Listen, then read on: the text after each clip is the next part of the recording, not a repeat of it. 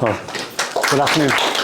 Thanks very much. Good to see you. And the chair of the Philip Larkin Society, Graham Chesters, is sitting in the second row. So that makes me instantly nervous about all these things I'm going to say about Philip Larkin. I'm Philip Pullen. I'm also in the Philip Larkin Society. I'm a trustee of the Philip Larkin Society and also chair of Larkin 100, which is a charitable organisation that we set up to basically promote the centenary year of Philip Larkin, which we're in now.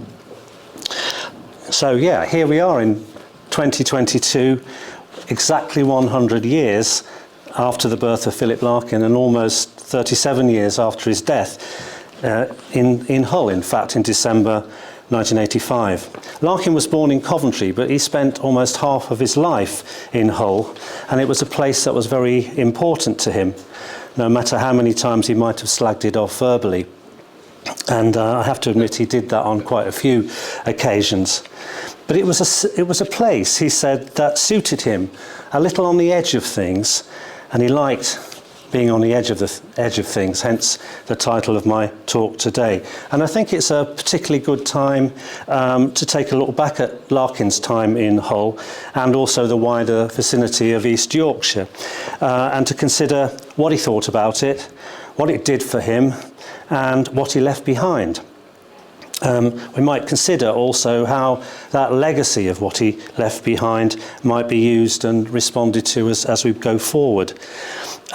This won't really be a straightforward or simple thing to do, though, partly because Larkin wasn't all that straightforward or simple in what he said or what he did, either as a writer or as a person. He's full of contradictions and of surprises, rather like Hull itself, I would say. And I think that's probably one of the reasons that I'm actually drawn to him and drawn to this part of the world.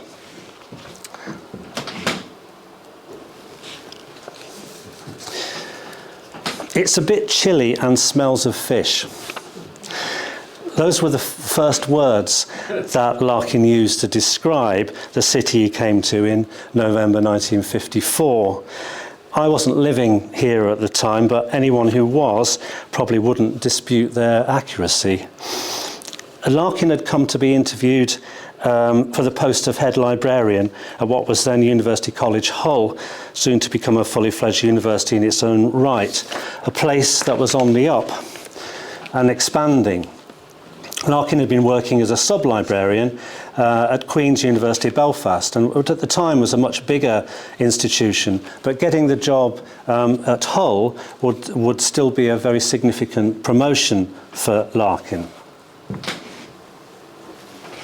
Now, as you can see from this postcard, or part of a postcard that Larkin sent to his mother on that day, he'd actually prepared this postcard prior to the interview taking place, and it's in the style of those standardised postcards that soldiers used to send from the front in the First World War. And he'd identified the possible options there at the bottom: appointed, not appointed, don't know. And as you can see, he scrubbed out the ones that didn't apply because he got the job. So he posted it as soon as he knew the outcome.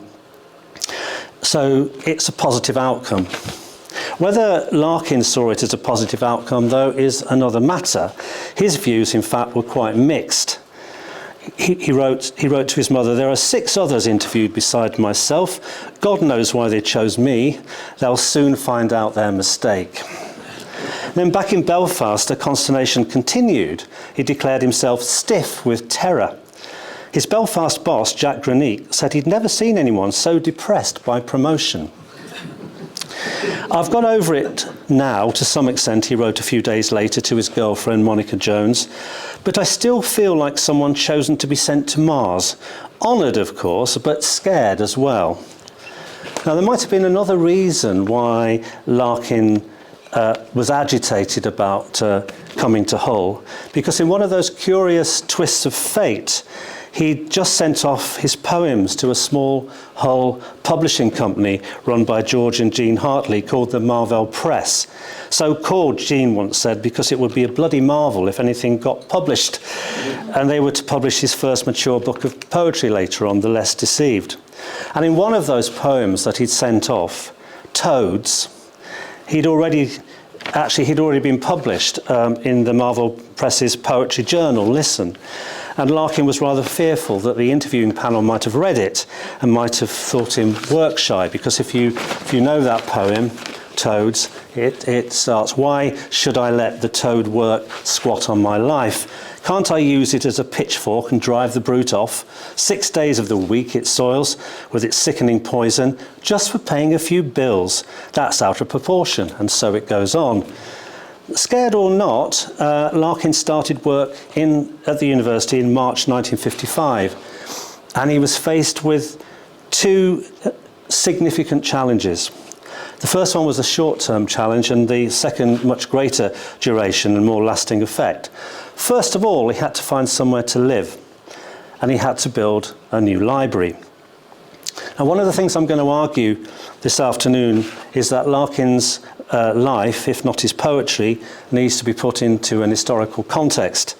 So if we considered the domestic circumstances that faced him in those early months of 1955, we should remember that renting property, finding a home to live in, was a somewhat different experience from today, in certain regards at least. And Larkin was used to lodgings ever since he'd taken up his first post as a public librarian in Wellington in Shropshire in 1943. And anyone who's read his letters, which is where most of the material I'm using has come from, will know that he experienced a number of very dreary rooms in houses which he complained about bitterly. There were exceptions to that, though, and he found a top-floor flat in Belfast that suited him perfectly and would eventually do so again in Hull a few years later. But the in-betweens for Larkin were far less pleasant, and they generated much scope for what you might call Larkin-esque misery.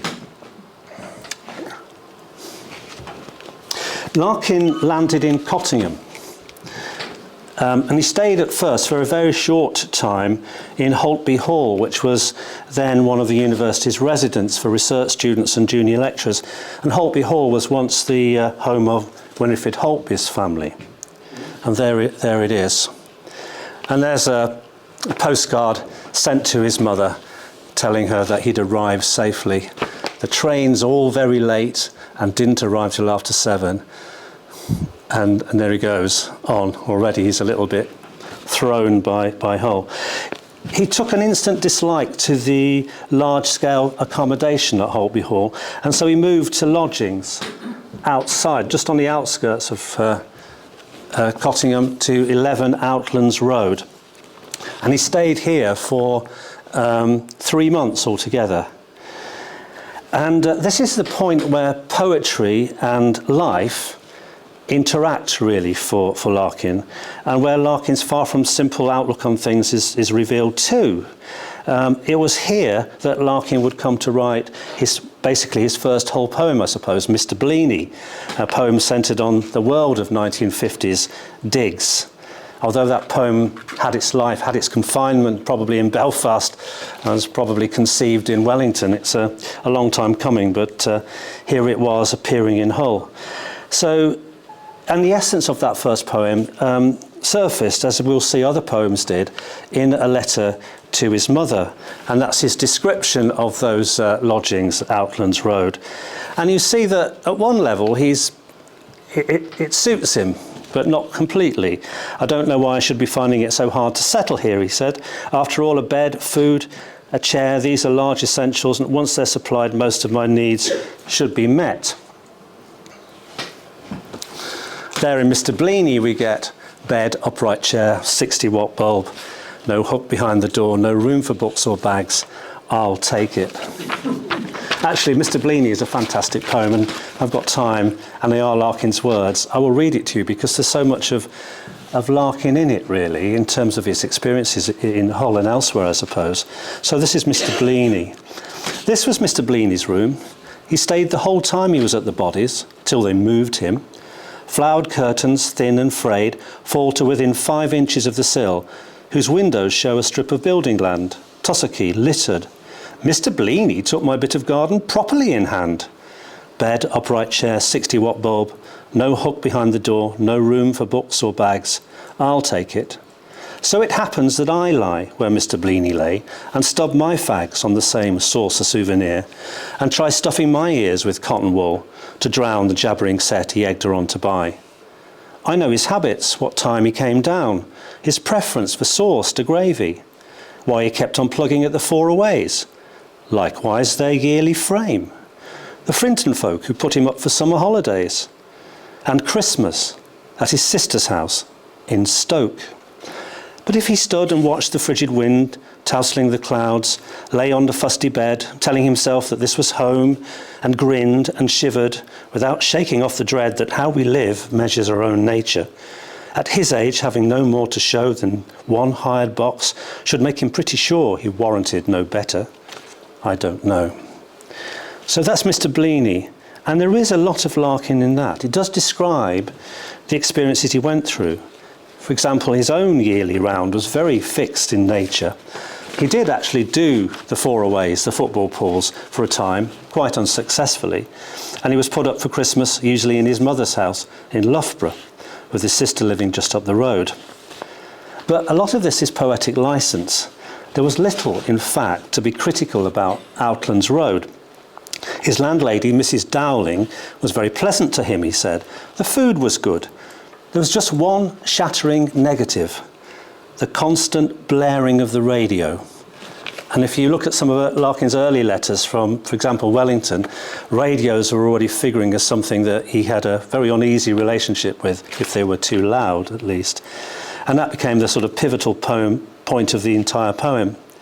And actually, talking of the radio, a couple of months after Mr. Bleaney was written, it did appear on a radio programme. So Larkin went to London to do a radio programme. And by that time, he'd moved into more different lodgings in Holgate in Cottingham. And his new landlady listened to that programme. And he told his mother that she'd been very proud of my programme. Fortunately, I don't think she understood a word of it.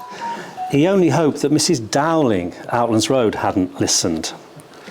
So for all its shortcomings, Hull and the surrounding areas were already generating poetic opportunities for Larkin, and Cottingham would become a place where he would spend a great deal of time in the years to come, even after he'd moved to his famous top-floor flat in Pearson Park, which we'll come to in a minute. This is actually a postcard of Cottingham that Larkin sent to his mother a few months after he came to Cottingham, and those words come from a letter to Monica Jones, which are very typical of Larkin. I'll read them to you if you can't read them at the back. Yesterday, this was 9th of October 1955. Yesterday, after a degree congregation and luncheon of surpassing foulness, the village seemed quite lovely. I went to the local library and strolled very slowly back up the main street, pausing to buy 2 teaspoons and a root of celery, feeling content that comes from feeling the world is all right, even if I am all wrong. So there he is, finding his way in. And initially, he did actually want to find somewhere permanent in Cottingham. He liked the village, and he liked the village atmosphere, despite in another letter describing it as smelling of chips. But he liked it and found that many of the other people, of course, did too, and the competition for accommodation was very fierce.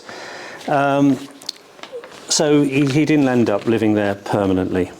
But as I say, he returned there regularly, mostly to eat and drink. He often enjoyed lunch at the West Bowls on the Hull Road or at the Duke of Cumberland in the village centre.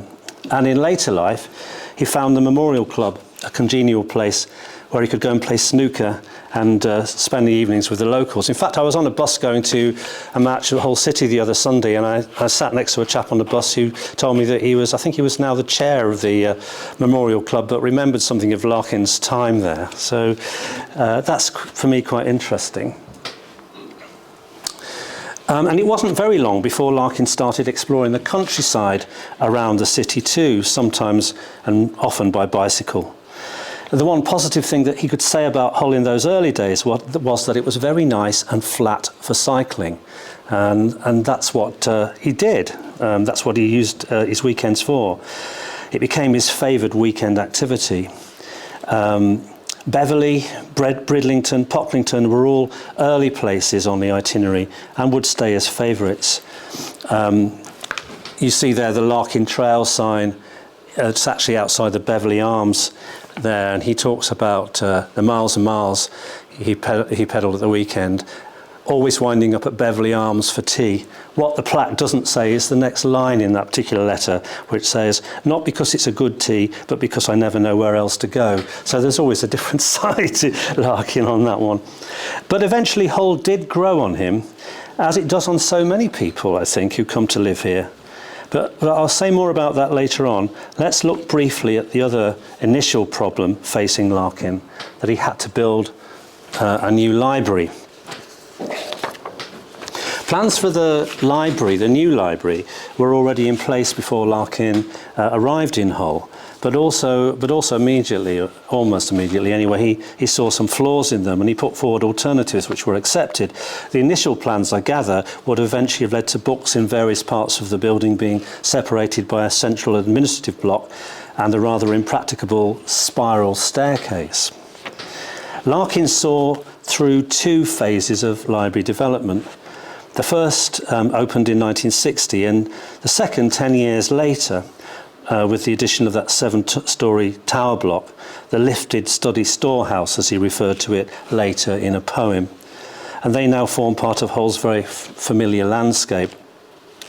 And I think that Larkin's reputation as a librarian has been somewhat underplayed, and maybe say a little bit more about that later as well. This was certainly the view of the university's Vice-Chancellor, Sir Bryn Mawr-Jones, who of course used that title Poet Librarian when introducing Larkin to the Queen Mother on the occasion of the opening of the first phase of the library build. Would you like to meet our Poet Librarian? I think the Queen Mother was alleged to say, oh, what a lovely thing to be. And given the moment we're in at the moment, I thought I might make a brief reference to Larkin's relationship with the royal family and to Queen Elizabeth II in particular. So Larkin came across us several times, albeit at a slight distance, and then later on in person. When she came to Hull in 1957, and he gave an account of that visit to his mother, which I think is both amusing and very touching. Well, the royal visit went off quite all right. The weather was bright, but sometimes showery and with a very strong wind. There was a small crowd of about 2,500 at the university, and the plan was that the Queen and the Duke should arrive at the central building and meet certain big bugs and middle-sized bugs, not me, then walk about 200 yards to the Students' Union, where the coffee party would be held, students presented, and so on. That's where I was. For me, the biggest thrill was seeing, after a wait of about an hour, the line of big black cars crawling in at the distant gates and the Royal Standard being swiftly run up to leap out into the wind from the university flagstaff, all red and gold. Then it was quite exciting to see her close at hand. She's quite slim and looks very young still, and was wearing a blue coat, white hat and black bag and shoes. Rather ordinary clothes, really. If I'd edged nearer to her during the time the party was on, I'm pretty sure I should have been presented, for she had apparently expressed a wish to meet more students, but since none were available, made do with staff, and anyone within reach was being presented. I'm sorry I wasn't in a way, but I was only meekly obeying orders to keep back and not crowd the centre room. Others, not so scrupulous, were more successful. Ah, well, one day I shall meet her as Philip Larkin and not as the paltry librarian of a piffling university. Or so I like to think.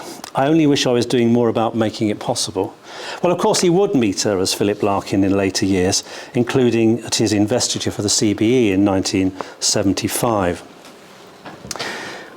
Now, by the time of that 1957 visit, Larkin has successfully found his home from home in the environs of Pearson Park, where in October 1956 he'd taken over the residency of the top floor flat at number 32.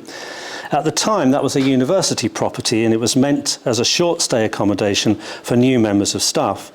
Larkin managed to stay there for 18 years, until he was forced to move after the university sold the property to a local builder. Here, Larkin was happy, or as happy as he could be. Top floor flats, attic rooms suited him. He'd first had one in his family home in Warwick as a teenager, and then again particularly in Belfast, and now in Hull. And 32 Pearson Park became the most famous Larkin residence, and it now has listed building status. This is where Larkin would write most of his poetry while living in Hull, gazing out of those high windows. And he described it in a letter to his mother, which is there. I expect you wonder, he said, what I think of it. Well, it's very nice, and it will be nice when it's cleared and cleaned and curtained and carpeted. It was the view from the windows, of course, that made it so special. You would like to see my view, he writes to her, as I sit, a wide vista of treetops, most of them nearly bare and nothing else, all trees. I shall feel like a bird. And it was in this flat that Larkin would write some of his greatest poetry. The Whitsun Weddings, for example, perhaps the most famous and successful railway poem of all time, reflecting a journey from Hull to London, capturing the landscape so beautifully.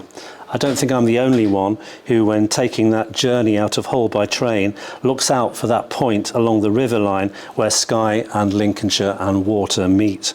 Then, of course, there's Toads Revisited, the poem set in Pearson Park. And that ending, give me your arm, old toad, help me down Cemetery Road. And Broadcast, where Larkin sits alone in his eyrie, listening on the radio to a concert broadcast from City Hall, attended by his lover Maeve Brennan, that prompted that beautiful line, your hands tiny in all the air, applauding.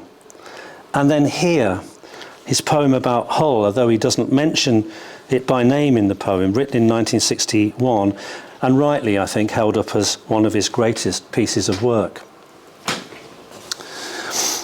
And there's that line, appearing in a different way. When he first got to Hull, he told his mother that it smells of fish, and now he's turned it into something poetic. This, of course, is Larkin's epic journey through Hull and its environs, taking us from the approaching fields west of the city, right through the centre and out to the plains of Holderness to Spurn Point. It's too long a poem to read in full, I think, now, but let me just read the middle portion, where those words appear.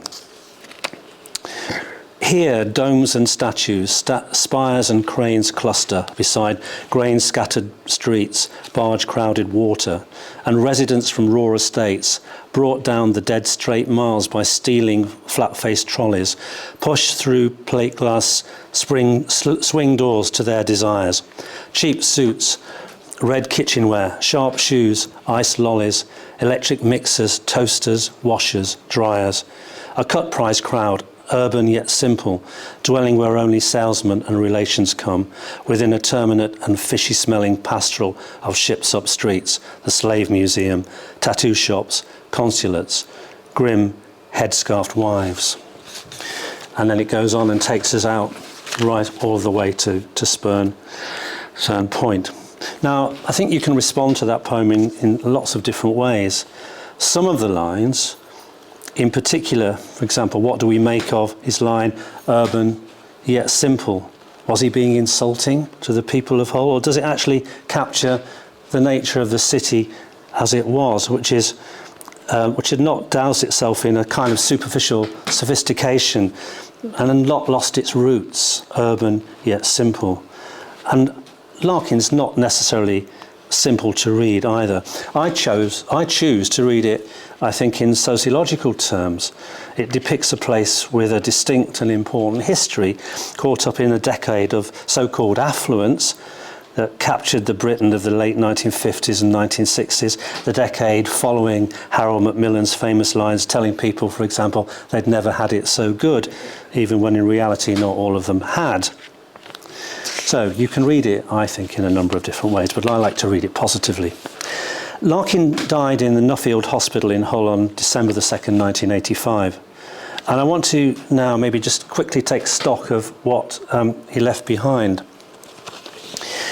And I think it's four things we can talk about. The words themselves, the archives, something of his reputation, and perhaps the most important one, a legacy of inspiration. So if we look at the words side of things, first of all, I think one of the important things for me is the recognition of Hull being a good place in which to write poetry, and something that it still is. Larkin recognised this and admitted to it in a piece of writing quite late in his life that's become almost as well known as his poetry itself, I think. He wrote this in the preface to a volume of poetry written by a new generation of Hull poets, edited by Douglas Dunn and published in 1982. And there that line, a place cannot produce poems, it can only not prevent them, and Hull is good at that. I think it's worth fleshing that out a little more, perhaps. Larkin went on to say in that preface, when your train comes to rest in Paragon Station against a row of docile buffers, you alight with an end-of-the-line sense of freedom. Signs in foreign languages welcome you.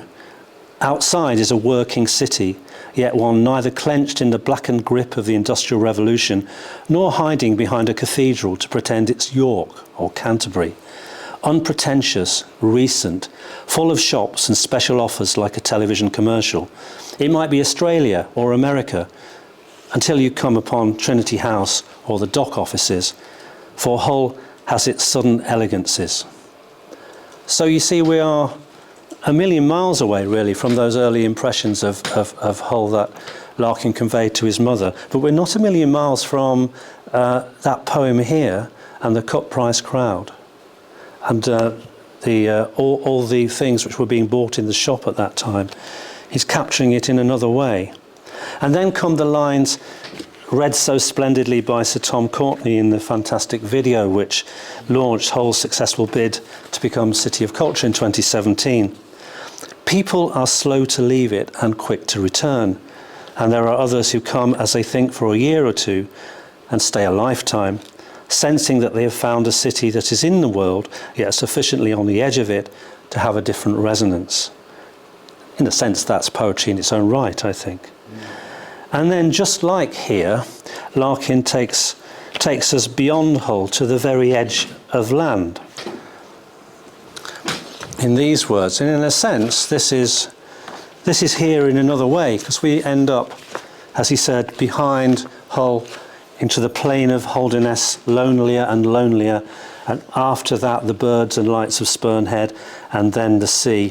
One can go 10 years without seeing these things, yet they are always there, giving the Hull the air of having its face half turned towards distance and silence and what lies behind them. And if you do make it to Spurn Point, as I did probably nearly 10 years ago, actually thinking of it now, you'll find the final plaque of the Larkin Trail there at Spurn Point.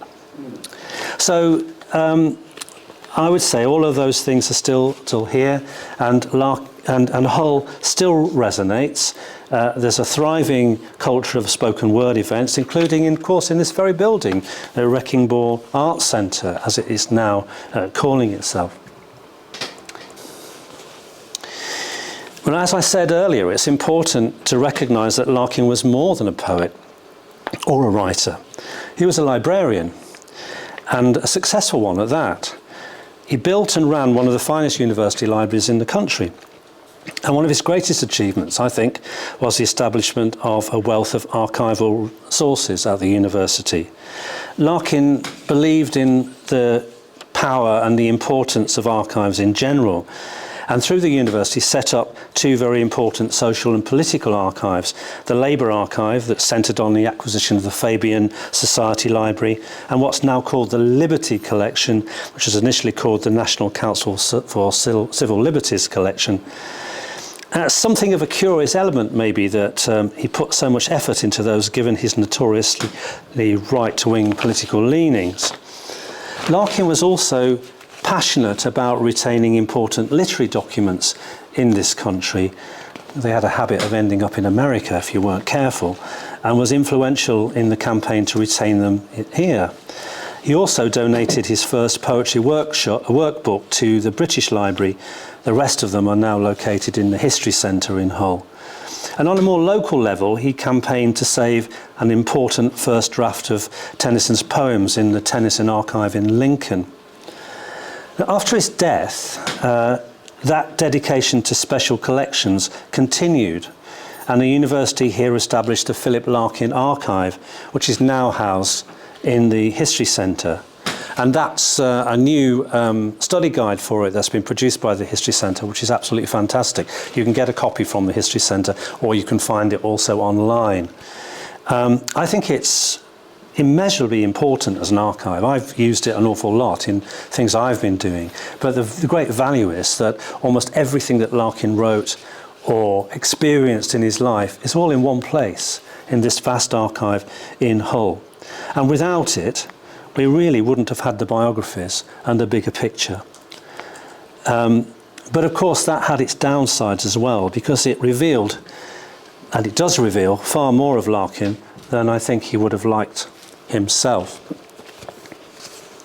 And we can't really talk about Larkin without acknowledging that there is a darker side. And in this sense, I suppose, he is the victim of his own archive.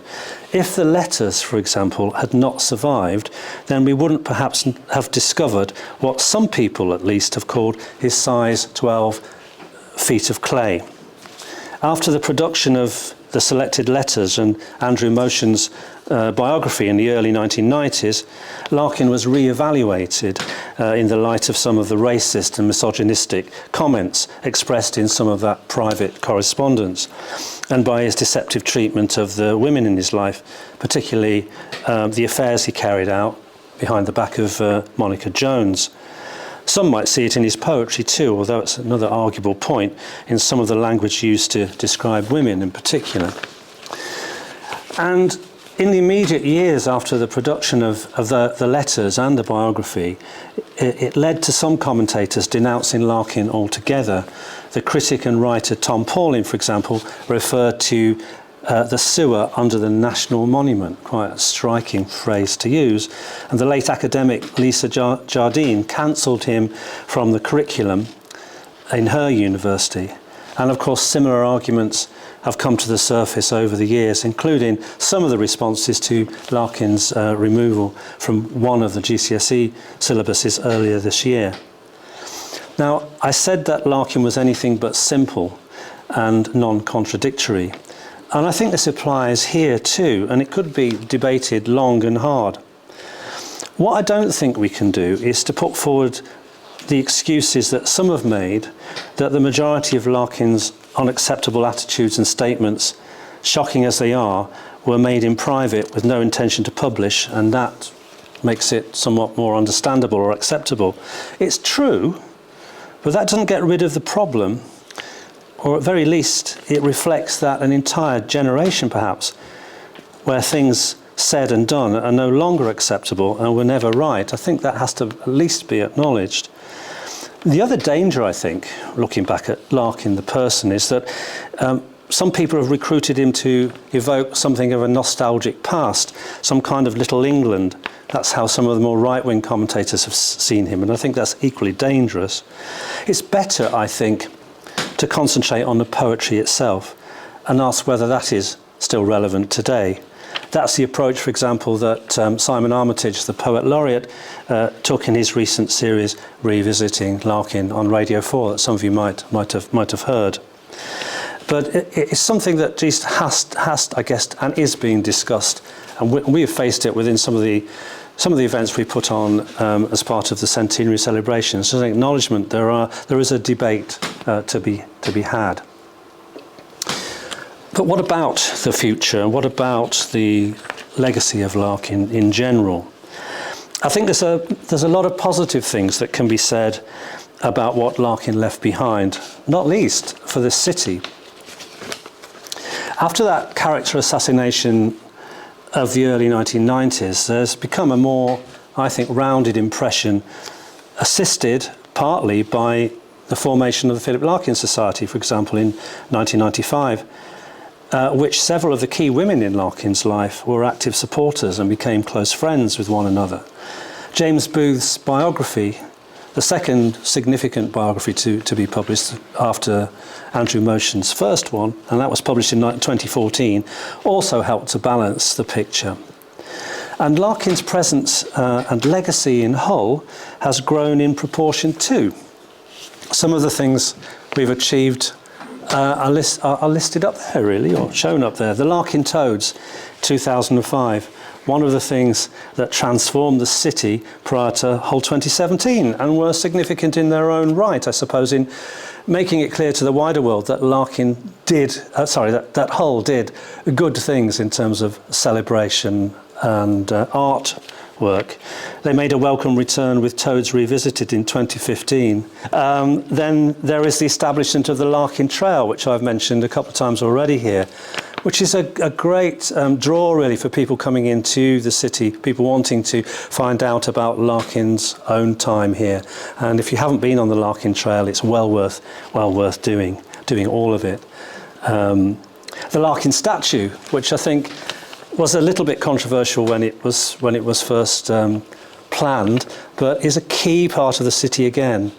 How many times have we seen that statue draped in various things, from Hull City scarves to, unfortunately, through the pandemic, with masks, etc. And how many people have had their photographs taken in front of it. And at the end of what I'd maybe call the Whitsun Weddings line, there is the memorial in Poets' Corner in Westminster Abbey that was established in 2016. 2017 saw Larkin New Eyes each year as part of the City of Culture, the exhibition of Larkin at the university, which drew tremendous acclaim and many thousands of people visited. And now bringing us right up to date, there is Larkin 100 and the very special birthday celebrations at Hull Truck and at the university, with Imtiaz Darker shown above, who is an honorary vice president of the Larkin Society, who at the Hull Truck event read a new poem about Larkin called Swiping Left on Larkin, which is imagined if you came across Larkin on a dating app, would you swipe left or swipe right? Initially she swiped left, but in the end she swiped right, thinking about some of the things, particularly the words that Larkin left behind.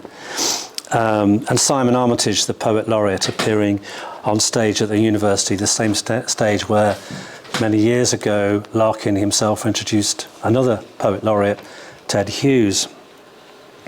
So above all else, I think, what will survive and is surviving is the poetry itself.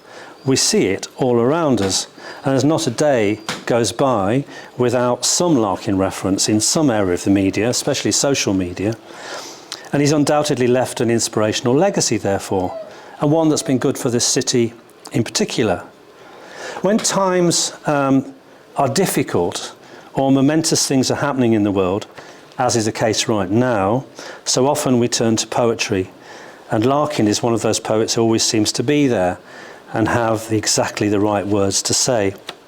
Some of you, I'm sure, will have heard the tribute paid to Queen Elizabeth II by the Leader of the Opposition in the House of Commons on Friday afternoon, in which he included Larkin's poem written for the Queen's Silver Jubilee in 1977.